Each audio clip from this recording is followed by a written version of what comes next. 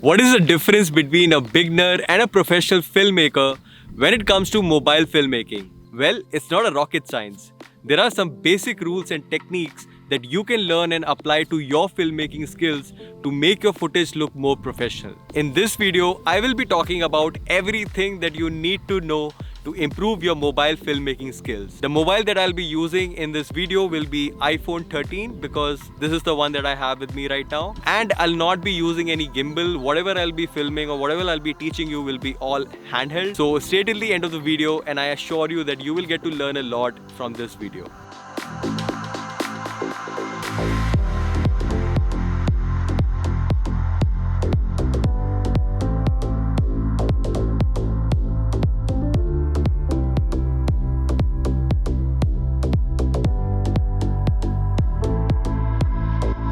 Hey guys, welcome back to the channel. My name is Nishit and you're watching Hopping Bug. This video is going to be a little longer, but I can assure you it'll be totally worth it. So grab your popcorn and sit tight while I teach you something interesting today. In this video, we are going to talk about basic techniques of using a phone for filmmaking. Then we are going to talk about camera setting. Then we are going to talk about camera moves and composition. After that, we are going to talk about camera transitions. Then I'm going to talk about how to use music for creating a good cinematic sequence. And after that, at the end, we'll talk about color grading. And towards the end of the video, there'll be a bonus footage if FPV is something that excites you, so you should definitely stick till the end. So there's a lot to cover in this video, so let's just jump straight into the first topic.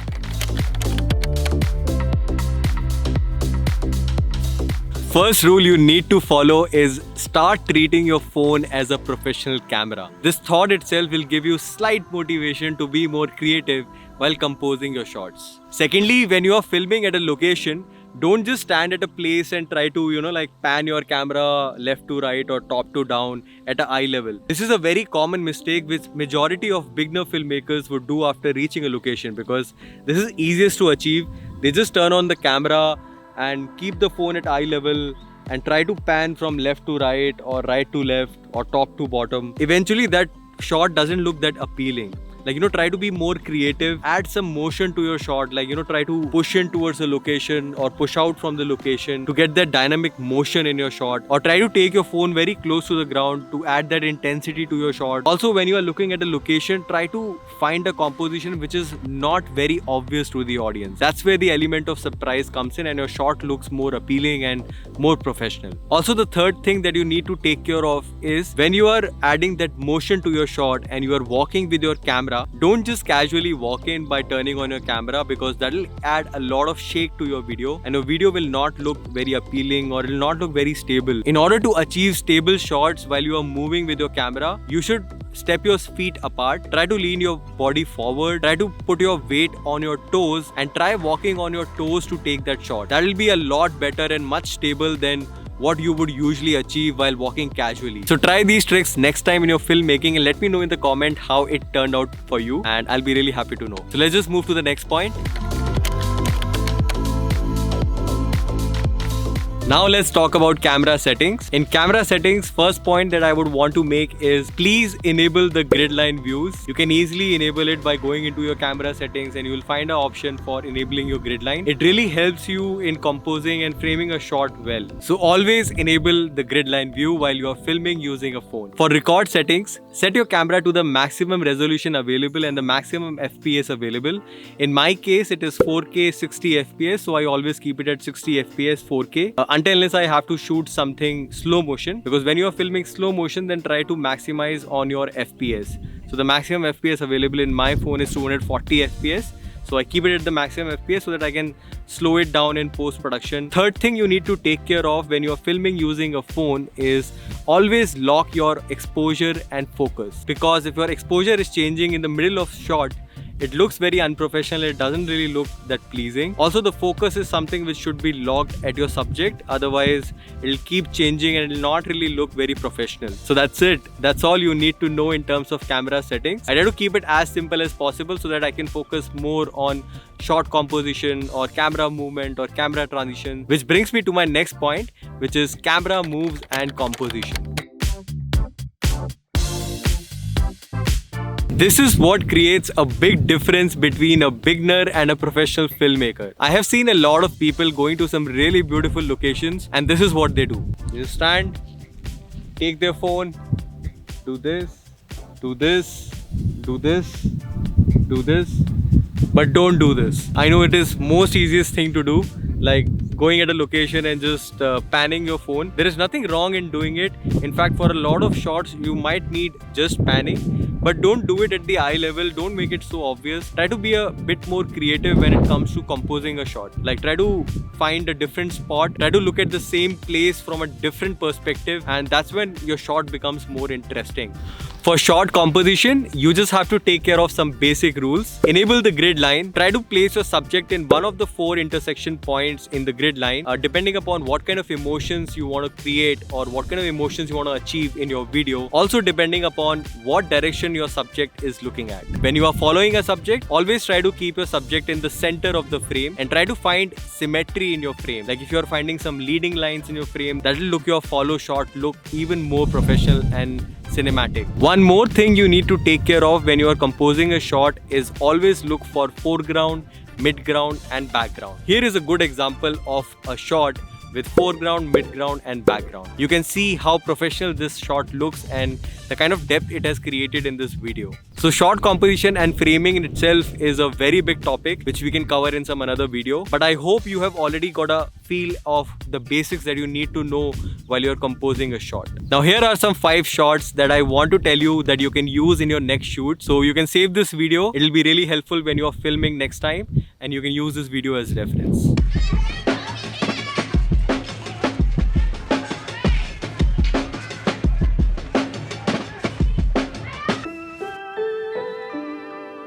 First shot is the jib shot or crane shot. This shot can be easily achieved by moving your phone from left to right or right to left and top to bottom or bottom to top like a slider, being extra careful about movement of your steps. Next shot is the orbit shot. This shot can be achieved by orbiting around your subject, keeping your subject in the center of the frame. This kind of shot can be really helpful in creating some cool transitions and also trying to showcase your subject at a location. Next shot is the backward reveal shot. For this shot, you just have to block your camera with your subject and then slowly move backwards to reveal a location. Next shot is the follow shot. For this shot, just frame your composition depending on your subject and location and then follow your subject, keeping your movement smooth and stable. A gimbal could be of great help while filming this shot. Next shot is the time lapse. This is a really good shot for storytelling when you want to show the passing of time. I use native time-lapse option available in the iPhone for this and it works the best.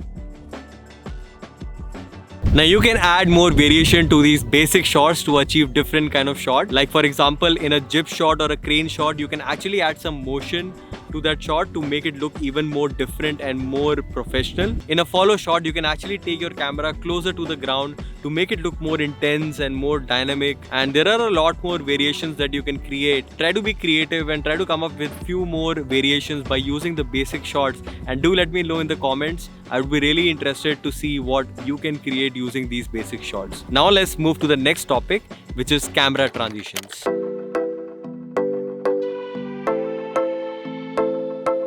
For changing from one sequence to the other, we often use some form of transition to make it look more seamless. Like for example, zoom in transition or zoom out transition or pan transition or a speed ramp. You can achieve all of these transition in post-production, but you can also film in a certain manner to achieve these transition just by your camera movements. Here are my top 5 camera transitions which you can use in your next shoot, and do let me know your feedback in the comment section. The first transition effect is the mask effect.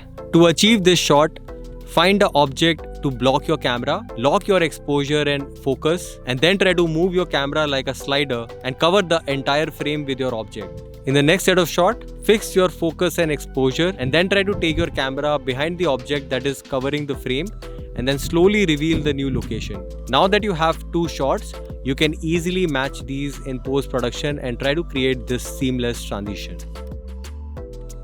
Second transition is whip or pan transition. For this transition, you have to film 2 sets of shots. In the first shot, whatever shot you are filming, end it by moving your camera like a whip. And in the next set of shot, you just have to keep in mind which direction you moved your camera towards, so that for the second shot you can start from the same movement and then slow down your camera to achieve this transition. Next transition is the 3 fast cut transitions. I also call it the 3 different camera angle transition. Basically, I have just self-invented this name. It doesn't really exist. What this transition really means, or how does it really work, is whenever you are at a location, try to film it from 3 different perspectives. Or even if you're filming a subject, try to film in 3 different focal lengths. Like for example, go wide, go normal, and zoom into the subject, go macro for the third shot. And when you are transitioning from one sequence to the other, you can just use these 3 cuts, and for the next location, those 3 cuts, you can match it, and this transition looks very seamless. Next type of transition is the match cut. In this type of transition, you just have to film a subject doing something at some location in certain manner, and you have to film the same sequence in some different location, and then you can match both the sequence and try to create this seamless transition. Now the 5th transition is the jump in and reveal a location. This has got very popular on Instagram recently, but you can actually use it in a video to create some really cool transition. All you have to do is take your phone, give it a POV sort of a view, like keep it close to your chest, and film a shot like this with your legs visible and jump at that location. Now go to the next location, jump at that location and try to film in the similar manner, and then you can match both the shots to create some really cool transitions.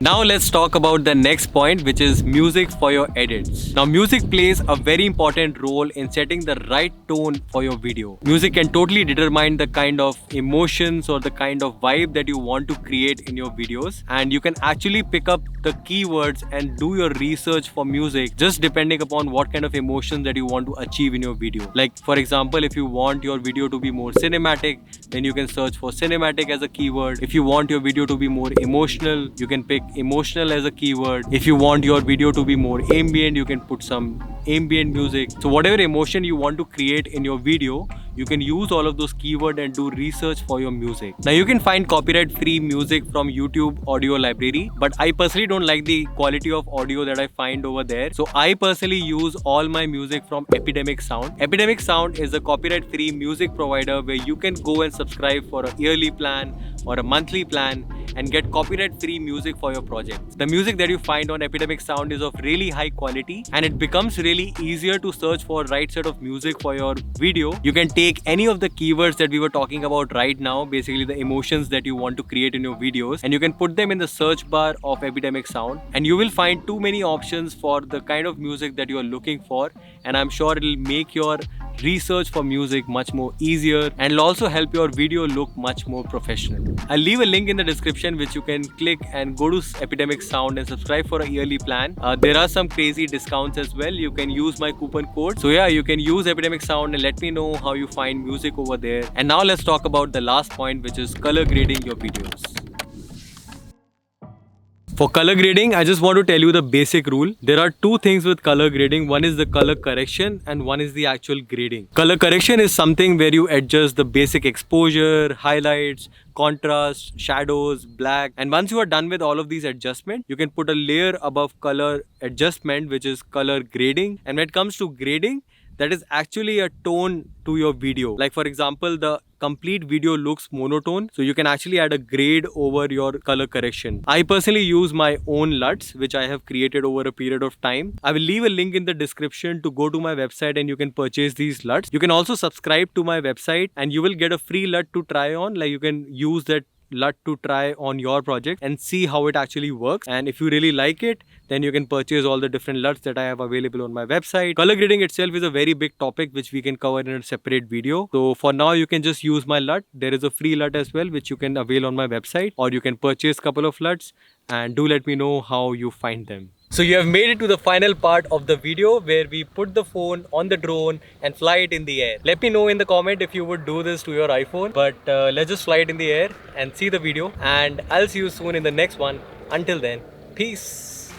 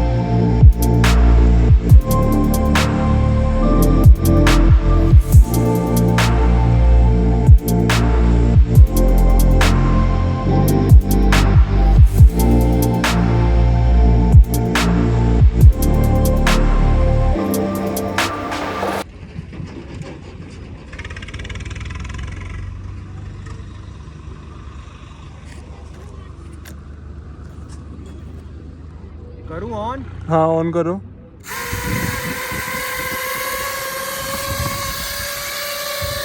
हाँ हाँ